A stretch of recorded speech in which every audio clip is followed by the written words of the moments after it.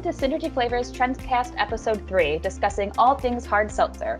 My name is Casey Cooter. I am the Marketing Communications Specialist at our US location. And with me today, I have Vicky Berry from Synergy Europe. Hi, I'm Vicky. I'm the Beverage Business Development Manager at Synergy Europe.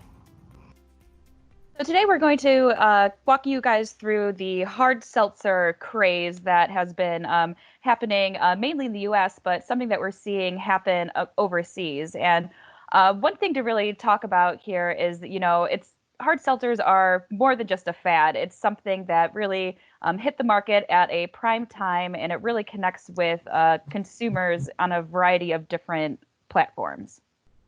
So here's a little bit of background on hard seltzers. So Zima was actually one of the first brands to launch in the US market in 1993, but it wasn't really until later along the line that we saw the popularity really grow. So with brands like LaCroix launching in the US market and really increasing the popularity of sparkling waters, we really saw a takeoff with hard seltzers within the US market, and we're seeing that now pull across to the UK. So we're really seeing in 2020 this wave of hard seltzer evolution with new innovative flavour combinations. We took a look at Google Trends just to see how consumers are looking at hard seltzers and when really. And we're seeing a really kind of a approach to a seasonal spike throughout the past few years. But we really saw this took off in 2019 with different things talking about Hot Girl Summer and really the, growth of White Claw in the US market.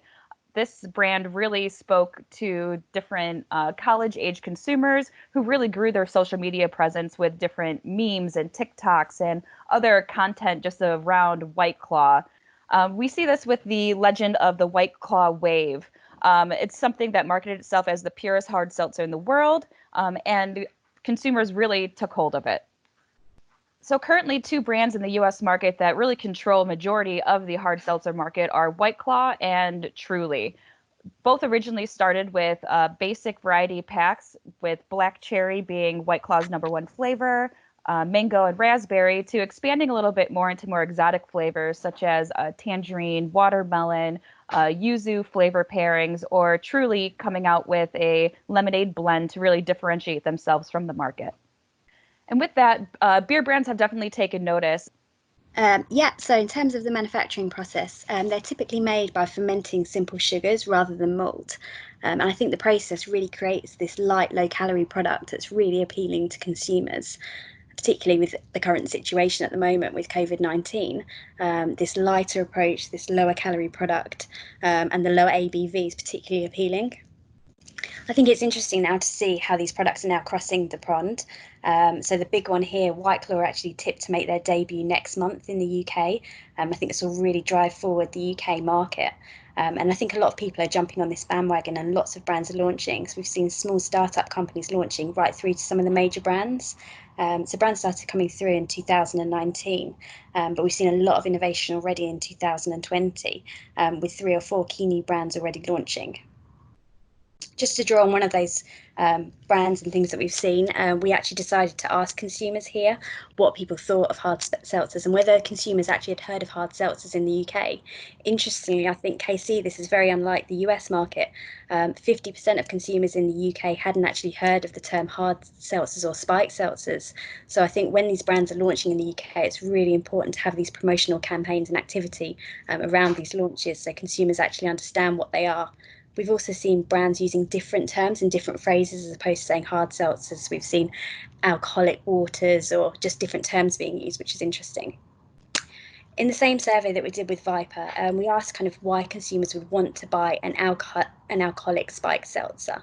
And it's interesting to see responses. So people claimed that they'd want to purchase something like this for the lower sugar content or the lower calorie content, which again, drawing back to our earlier point, is really interesting with COVID-19, with people taking more care of their health and potentially looking to lower alcohol content.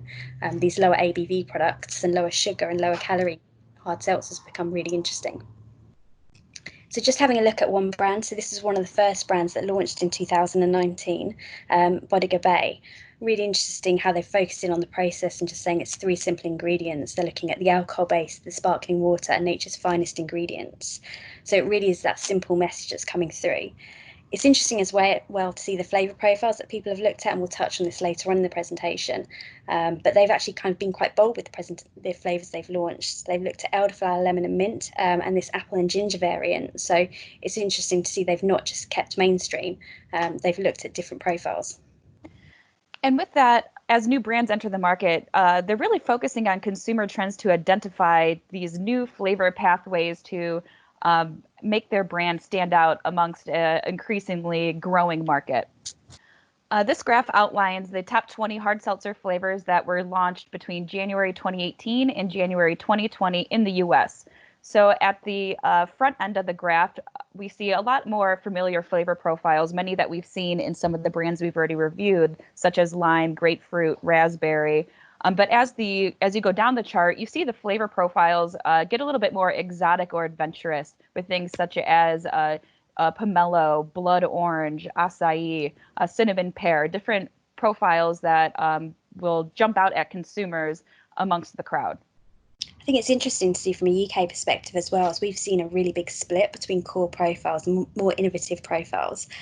So White Claw are going to launch the mainstream profiles over here, and we've seen brands like Copperberg as well focusing on the mainstream, whereas brands like Brewdog have really kind of twisted things up a little bit. So they've just launched a mango and white peach, so a really nice twist on a classic combination.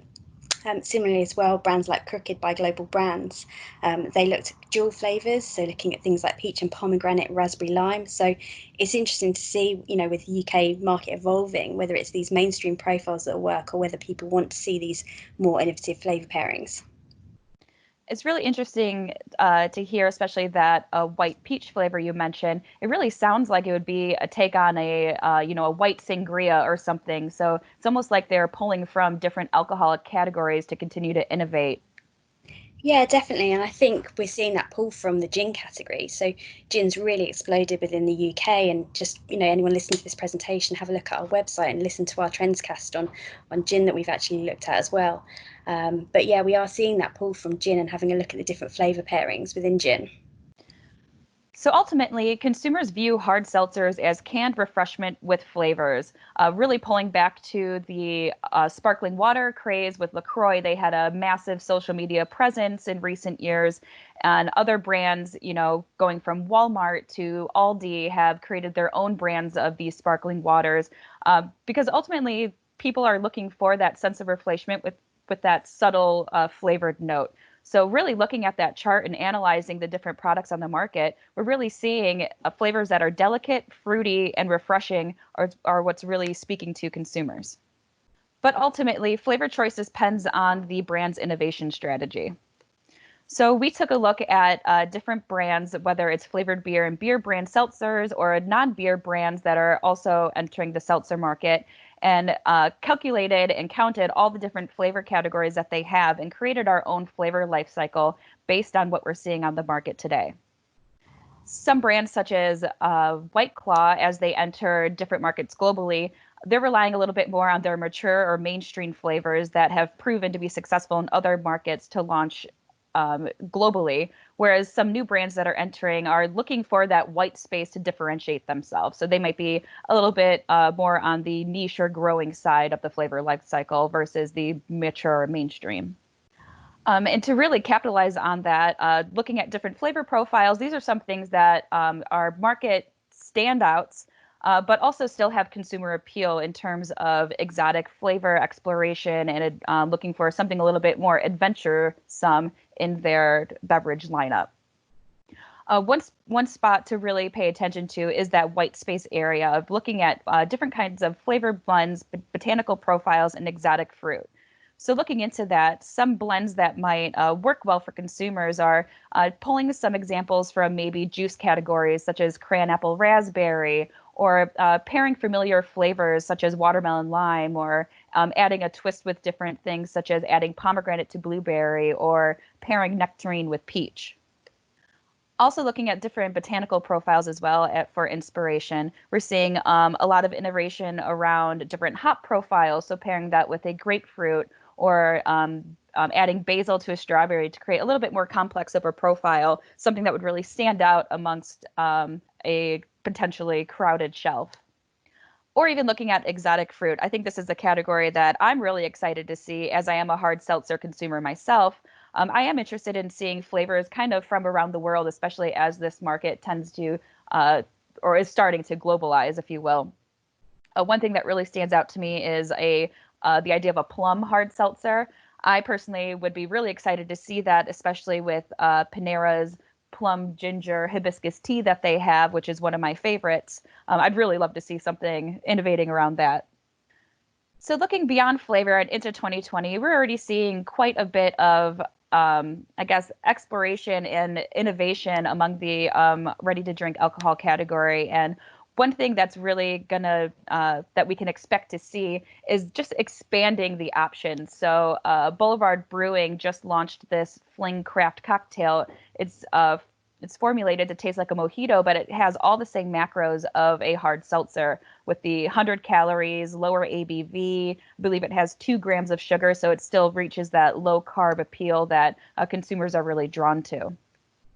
We're also seeing a lot of innovation around low and no ABV, with major beer brands really exploring different ways that they can convey flavor and classic profiles of alcohol in a lower sense that may have a better for you health halo that would really appeal to younger consumers, such as younger millennials or Gen Z as they become of drinking age globally.